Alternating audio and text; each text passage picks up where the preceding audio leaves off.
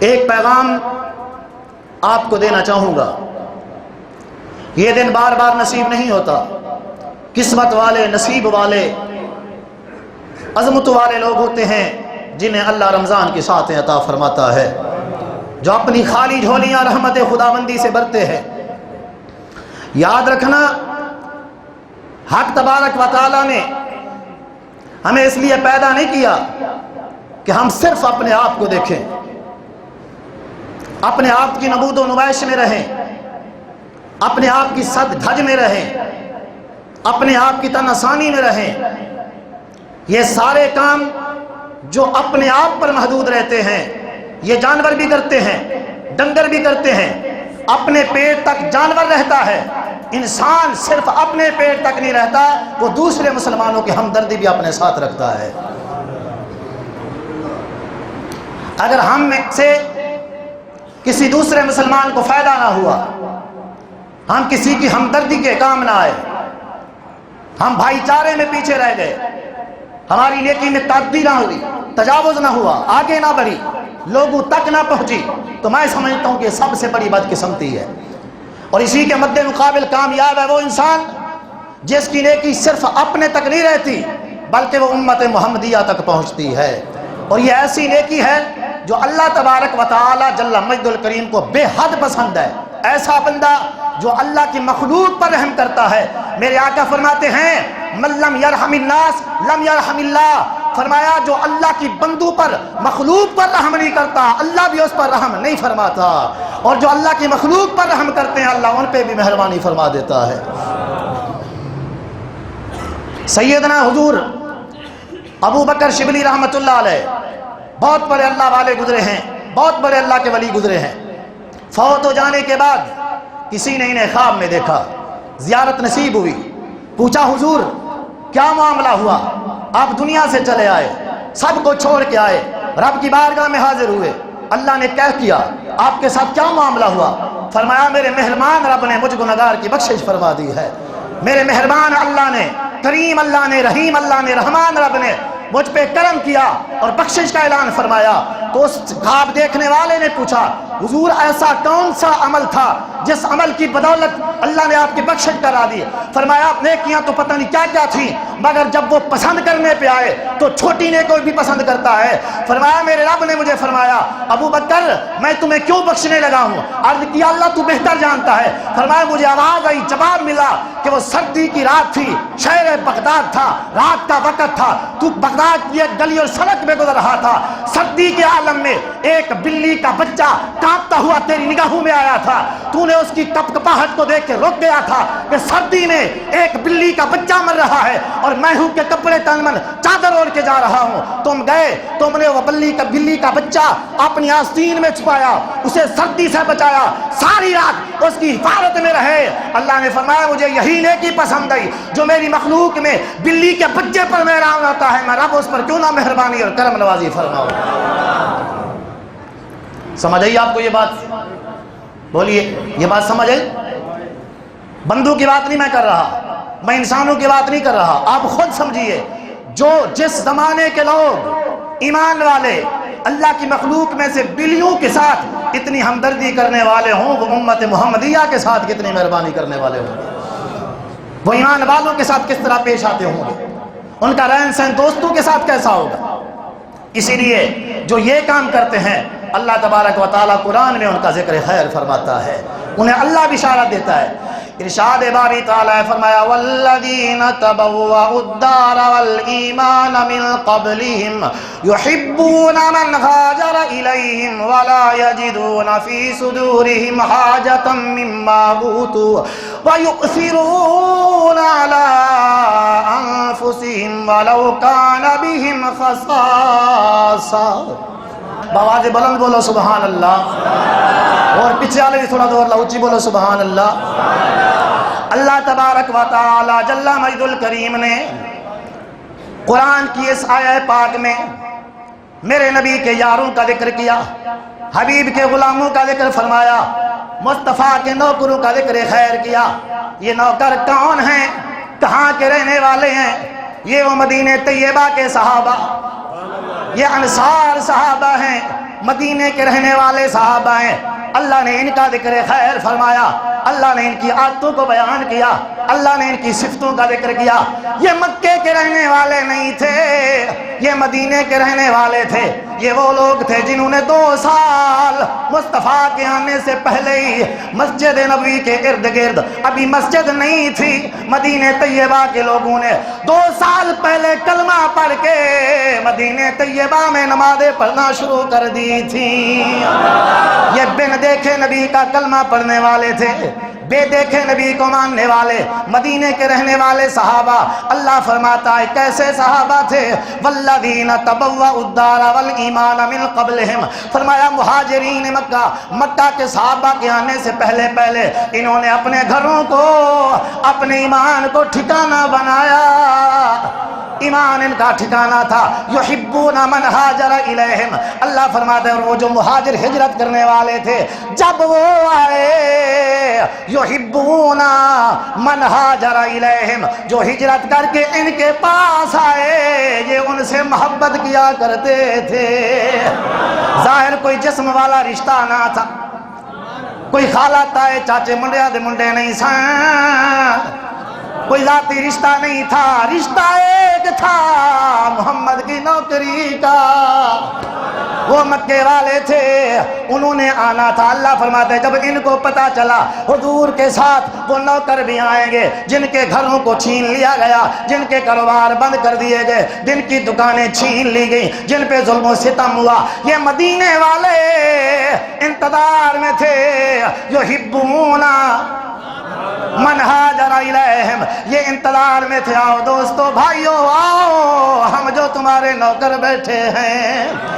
اب آکے سنیے اللہ فرماتے یہ محبت کرنے والے تھے۔ دوسری صفت وَلَا يَجِدُونَ فِي صُدُورِهِمْ حَاجَةً مِّمَّا أُوتُوا، دوسری صفت ان میں یہ تھی جب میرا محبوب مکے والوں میں بانٹتا تھا، مکے والوں میں تقسیم کرتے تھے، کیونکہ وہ ندار تھے، بے سروپا، بے ساز و سامان تھے، جب ان کو مال دیتے تھے مدینے والے دلوں میں حسد نہیں رکھتے تھے۔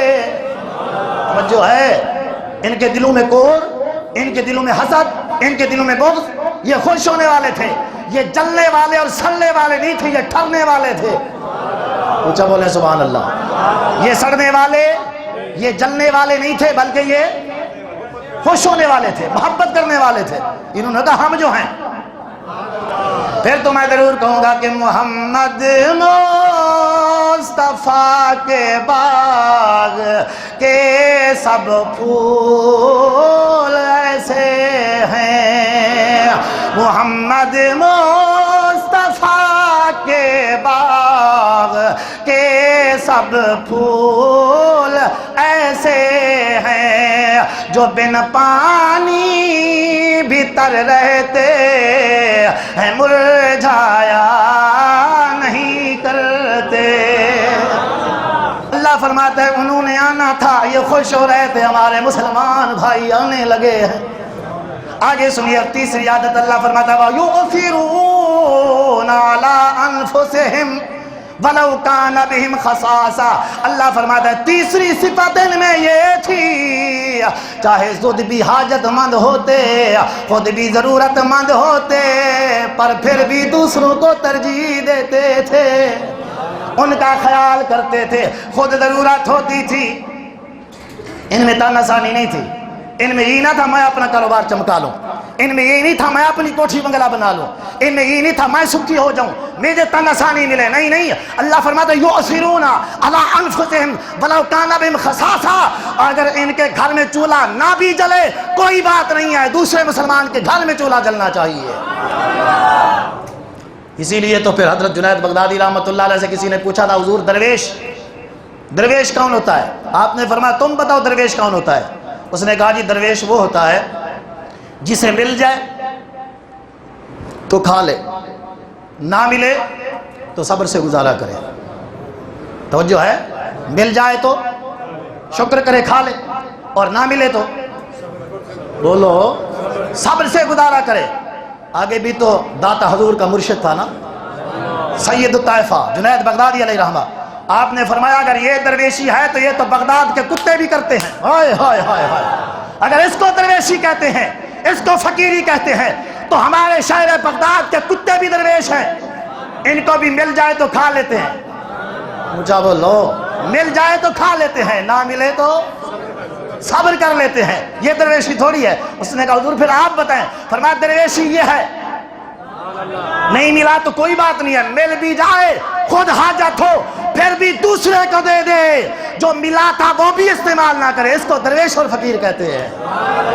ہاں جی، یہ بات تو کتے بھی کر لیتے ہیں. مل گیا تو ٹھیک ہے، نہیں ملا تو مجبوری ہے، کوئی بات نہیں. نہیں، فرمایا درویش یہ ہوتا ہے جو ملا وہ بھی اس کے نام پہ دے دیا. اب اللہ کیا فرماتا ہے؟ یؤثرون علی انفسہم ولو کان بہم خصاصہ. ادھر شیخ الطائفہ جنید بغدادی کی بات، ادھر اللہ کا قرآن. یؤثرون علی انفسہم. اللہ فرماتا ہے یہ کیا کرتے ہیں؟ اشار کرتے ہیں. ولو کان بہم خصاصہ، اگرچہ خود ہی حاجت مند ہو، انہیں خود بھی ضرورت ہو نا، پھر بھی اپنے آپ کو بھول جاتے ہیں. اپنے آپ کو.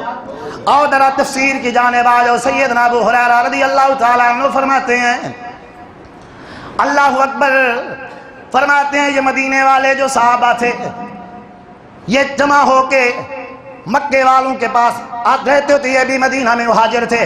ان کے پاس آئے، آ کے کہنے لگے حضور کی بارگاہ میں چلیں. سرکار کی بارگاہ میں گئے، عرض کرتے ہیں یا رسول اللہ، یہ مکہ چھوڑ کے آئے، یہ تاجر لوگ تھے، یہ کاروباری لوگ تھے، یہ دکاندار تھے، لین دین کرتے تھے، بے شراء ان کا کاروبار تھا، کاروبار ختم ہو گیا، اب ان کے پلے کچھ بھی نہیں ہے. پیارے آقا، ہم مدینے کے رہنے والے ہیں، ہمارے پاس کھجوروں کے باغ ہیں. حضور ہمارے پاس کھجوروں کے باغ ہیں. پیارے آقا مہربانی فرمائیں، آئیں ذرا ہمارے باغوں میں تشریف لے جائیں. اے آقا، ہمارے باغوں کی کھجوریں بانٹ دیں، کچھ انہیں دے دیں، کچھ ہمیں عطا فرما دیں. ہائے ہائے ہائے. ملے گا کوئی مسلمان؟ جاؤ ڈھونڈو، آئینہ لو، شیشہ لو، ڈھونڈ ڈھونڈ کے تھک جاؤ گے. مصطفیٰ کے نوکروں جیسا کوئی بھی نہیں ملے گا. کہا حضور ہمارے کھجوروں کے باغ ہیں، ان کے پاس کچھ نہیں ہے، آپ تشریف لے جائیں، گن گن کے دیتے جائیں، گن گن کے حصے میں بانٹ دیں. 5-4 ہمیں دے دیں، ہمارا گزارا ہو جائے گا. 5-4 انہیں دے دیں، ان کا گزارا ہو جائے گا. میرے آقا نے فرمایا انصار کا پتہ ہے معنی کیا ہے؟ انصار ہے ناصر کی جمع. کس کی جمع ہے؟ ناصر کا معنی ہے مدد کرنے والا، مددگار. ناصر کا کیا معنی ہے؟ مددگار. یہ مدینے والوں نے اتنی خدمت کی کہ اللہ کا قرآن بھی جب ان کا ذکر کرتا ہے کہ اسے انصار کے نام سے یاد کرتا ہے کہ یہ وہ تھے جو مدد کرنے والے ہیں، یہ وہ ہیں جو مکے والوں کی. اور ایسی مدد میرے آقا نے فرمایا اوہ مدینے والوں، تم نے کوئی کمی کی ہے؟ تم نے اتنا تو دیا. کتنا دیا کہ جب مکہ چھوڑ کے صحابہ آئے، مدینے والوں نے دیکھا یہ کہاں رہیں گے، یہ کہاں رہائش پذیر ہوں گے. وہ گھروں میں آئے، انہوں نے اپنے کمرے دیکھے، ان کی سیٹنگ کی، اپنی حویلی کے اندر دیواریں ڈال کر کہا ابو بکر ہمارے پاس 2 کمرے ہیں، ایک میں ہم گزارا کر لیں گے، دوسرے کے تم مالک بن جاؤ.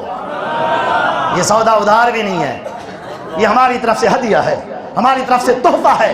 انہوں نے یہ نہ سوچا ہمارا پلاٹ خراب ہو جائے گا. یا بچے ان کے نہیں تھے، اولاد ان کی نہیں تھی، مستقبل انہیں نظر نہیں آتا تھا. وہ یہ سمجھتے تھے جنہیں محمد کی ذات نصیب ہے انہیں کائنات کی ہر شے مل چکی ہے. ایک مرتبہ بیت المال کا مال تھا، میرے آقا کریم بانٹنے لگے، تقسیم فرمانے لگے. اور حضور کی اپنی عادت مبارک تھی، صحابہ پہ قربان جائیں، جو کماتے تھے کما کے حضور کی بارگاہ میں پیش کر دیتے تھے. یہ نہیں ہے کہ بیت المال میں جو ملا وہ لے کے اپنے پاس چلے گئے، نہیں، جو کماتے تھے حضور کی بارگاہ میں پیش کر دیتے تھے. حضور آپ تقسیم کریں، سرکار جیسا چاہتے تقسیم. اب تقسیم کرنے لگے ہیں، مکے والوں کو بلا رہے ہیں، ابو بکر تم لے جاؤ، عمر تم لے جاؤ، علی تم لے جاؤ، فلاں تم لے جاؤ، دے رہے ہیں. مجمع میں سے ایک صاحب کھڑے ہوئے، انہوں نے عرض کی حضور یہ مدینے والے بھی بیٹھے ہیں. مدینے والے بھی. میرے آقا تھوڑے مسکرا کے پھر ایک مکی کو بلایا، کہا چلو یہ لے جاؤ. اس نے پھر کہا پیارے آقا یہ مدینے والے بھی بیٹھے ہیں، توجہ دینا چاہے۔ میرے آقا نے دیکھا، مسکرائے، فرمایا ایک اور مکی کو بلایا، فرمایا یہ بھی تم لے جاؤ۔ اس نے تیسری مرتبہ پھر کہا حضور یہ بھی بیٹھے ہیں ادھر۔ میرے آقا دیکھ کے مسکرائے، مسکرا کے پھر مکی کو دے دیا۔ سارے کا سارا مال مدینے والوں کو نہیں دیا، مکے والوں میں تقسیم فرمایا۔ توجہ ہے، کیا کیا؟ اب وہ جو مدینے والے بیٹھے تھے نا، جب مدینے والے بیٹھے تھے، اب صاف ظاہر انسان بتقاضا بشر دل میں کچھ آ سکتا ہے، اب یہ کہہ رہے تھے حضور انہیں بھی دیں، لیکن سرکار نے سارا مال مکے والوں کو دے دیا۔ اب جب مال ختم ہوا، مکے والوں نے گٹھنیاں سنبھالی، رومالوں میں مال ڈالا، اپنے کندھے پہ ڈال کے جانے لگے۔ تب میرے آقا بولے، حضور نے فرمایا او صحابہ آج یہ گھر جائیں گے، ان کے رومالوں میں بھرا ہوا مال ہوگا، جب مدینے والے گھر جائیں گے ان کے ساتھ آمنہ کا لال ہوگا۔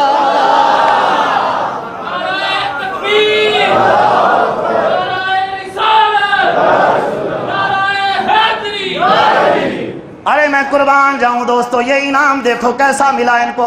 میرے آقا نے فرمایا یہ گھر جائیں گے مال لے کر، یہ جائیں گے آمنہ کا لال لے کر۔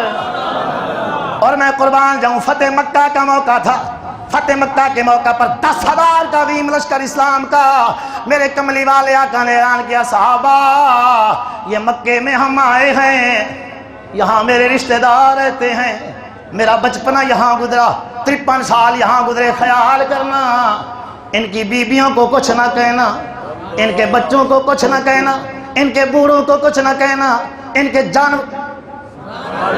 جانوروں کو کچھ نہ کہنا، ان کے گھروں کو کچھ نہ کہنا، جو اپنا دروازہ بند کر لیں میدان میں نہ آئے تم انہیں بھی کچھ نہ کہنا، جو تلوار لے کر آئے اس کے ساتھ جنگ کرنا۔ اب مدینے والے پریشان، مدینے والے پریشان، یہ عجیب سی بات ہے، انہاں دی بیبیاں نو بھی کچھ نہ آکھو، انہاں دے بچیاں نو غلام نہ بناؤ، انہاں دے ڈنگراں نو بھی کچھ نہ آکھو۔ اتنی مہربانی رحمت اللہ العالمین کی ان کی طرف کیوں ہوگی؟ اب ان کے دل میں یہ بات آئی، لگتا ہے حضور پھر مکہ رہنے لگے ہیں، اب پھر یہ اپنے گھر آ گئے ہیں، اب یہاں رہنے لگیں گے۔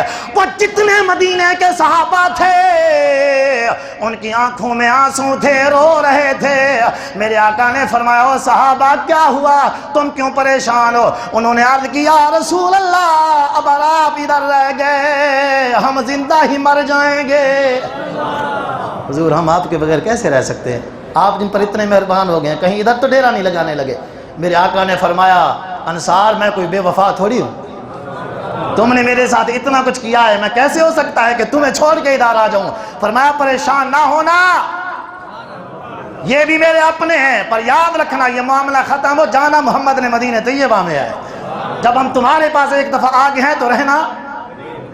اتنی محبت پیار تھا ان صحابہ مدینے والوں کو، مدینے والوں کو۔ اب ان کی صفات کو بھی اللہ نے قرآن میں بیان کیا۔ آتے ہیں حضور یہ کھجوروں کے باغ ہیں، آپ انہیں تقسیم فرمائیں۔ میرے آقا نے فرمایا تُس نے تھوڑی خدمت کی تھی، اب یہ باغی تو صرف رہ گئے تھے، باقی تو ہر شے دے رکھی ہے، باقی تو سب کچھ بانٹ دیا ہے، صرف یہ تو رہ گیا ہے، یہ میں نہیں کروں گا، یہ میں نے ایسا نہیں کرنا، اپنے باغ اپنے پاس رکھو، اب میں نے نہیں لینا، اب میں تقسیم نہیں کروں گا۔ انہوں نے عرض کی یا رسول اللہ اب کیسے ہوگا، ہم کھائیں ہم کمائیں یہ بیچارے دیکھتے رہیں؟ تو انہوں نے پھر عرض کیا یا رسول اللہ چلو ایسا کریں، اگر آپ تقسیم نہیں فرماتے تو پھر یہ مہربانی فرمائیں انہیں کہیں یہ ہمارے ساتھ چلے جایا کریں، تھوڑا سا کام میں ہمیں ہاتھ بٹا دیا کریں، ہم خود ہی تقسیم کر لیا کریں گے۔ ان کے دل میں ہوگا مفت خورے نہیں ہیں، مفت میں نہیں لیا، تھوڑا سا کام میں حصہ لے لیں گے، حضور ہم خود ہی تقسیم کر لیں گے، انہیں بھی دے دیں گے، اپنے پاس بھی رکھ لیں گے۔ اللہ، اور جب بحرین فتح ہوا تب میرے آقا کریم علیہ السلام کو بڑا رقبہ ملا۔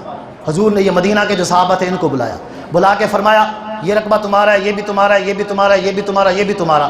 اب وہ جو مدینے والے تھے انہوں نے عرض کی حضور کیا کر رہے ہیں، ابھی تو کتنے ہمارے مکہ میں رہتے ہیں، کتنے صحابہ بھی مکہ میں، انہوں نے ہجرت کر کے آنا ہے، حضور ہمیں رہنے دیجئے، ابھی وہ آئیں گے یہ زمینیں ان کے نام لگا دے، ہم ان کے محافظ بن کر یہاں رہیں گے۔ اللہ، آخری حدیث پاک سماعت فرمائے۔ شام کا وقت، حضور جلوہ گر ہیں، سرکار بیٹھے ہیں، اسی دوران ایک مہمان آتا ہے، سائل آتا ہے، عرض کرتا ہے حضور مجھے کھانا چاہیے، میں نے کچھ کھانا ہے۔ میرے آقا نے فرمایا بیٹھو۔ وہ بیٹھ گئے۔ حضور نے پیغام بھیجا ازواج مطہرات کی جانب، گھر والوں کی طرف، کہ گھر کچھ میں ہے تو پیش کیا جائے۔ جواب ملا حضور گھر میں ایک کھجور بھی نہیں پڑی ہوئی۔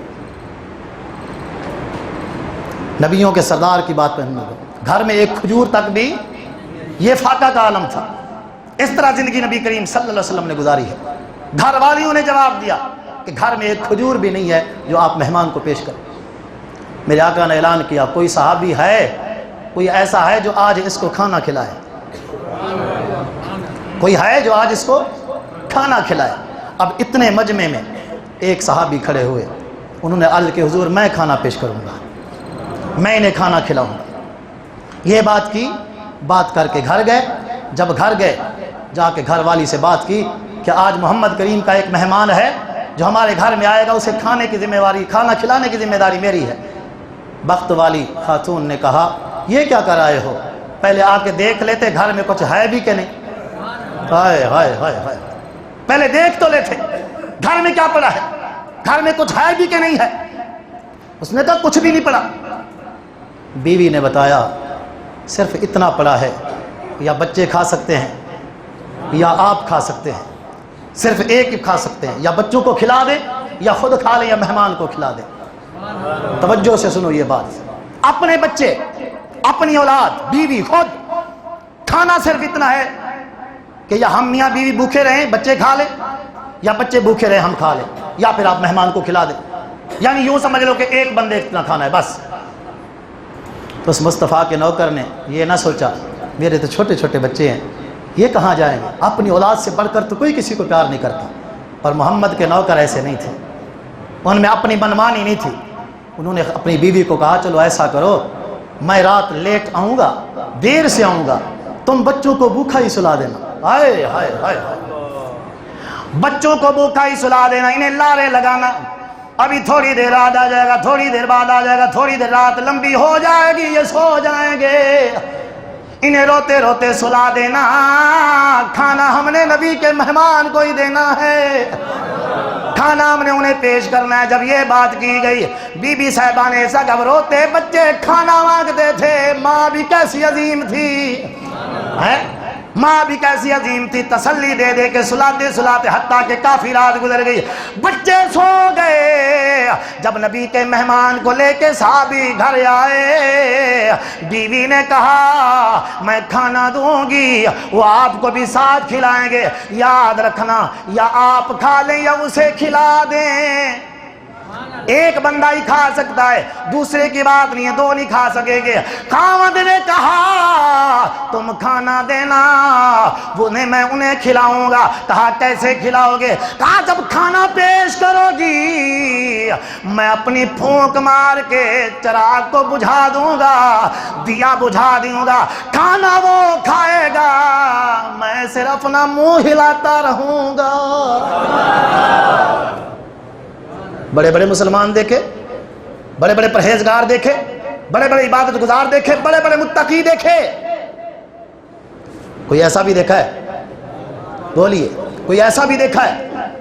بھوکے بچے، اولاد اتنی عظیم تحفہ ہے۔ میں کہتا ہوتا ہوں بندہ اپنی تکلیف برداشت کر لیتا ہے مگر اولاد کی تکلیف برداشت نہیں کرتا، ایسا ہے کہ نہیں ہے؟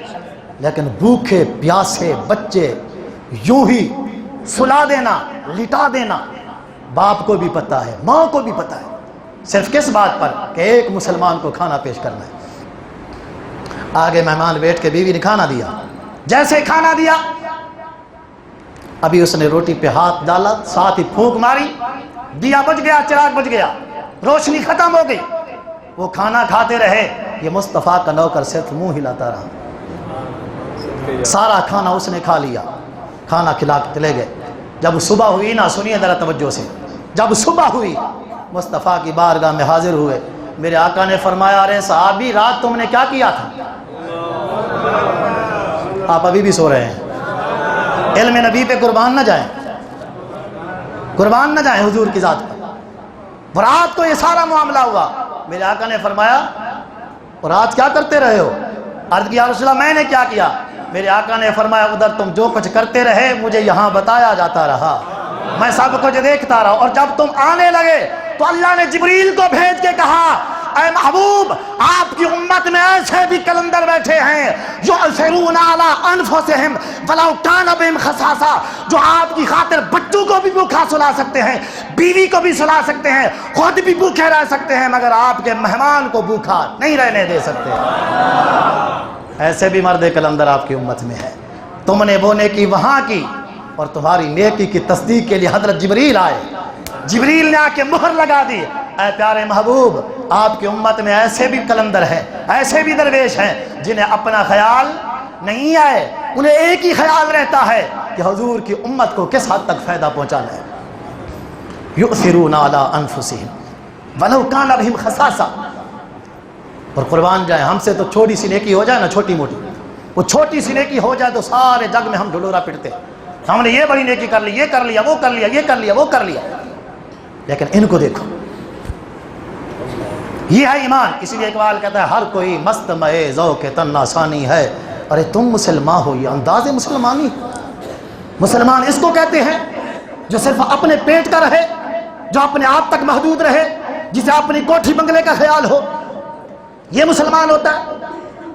اخوت اس کو کہتے ہیں چبھے کانٹا جو کابل میں تو ہندوستان کا ہر پیرو جمع بے تاب ہو جائے۔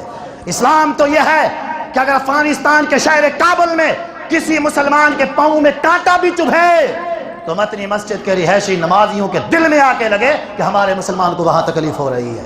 یہ ہے اسلام، یہ ہے مسلمان، اس کو اسلام کہتے ہیں۔ کبھی ہم نے سوچا